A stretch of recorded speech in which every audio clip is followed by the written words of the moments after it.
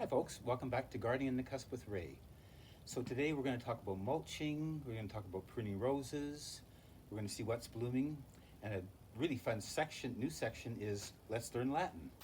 So I know people that are older than me have taken Latin in school, but it's actually interesting what we can learn from the Latin names of the plants. It gives us some hints on the plants. And I'd like to welcome Rob back doing our videography.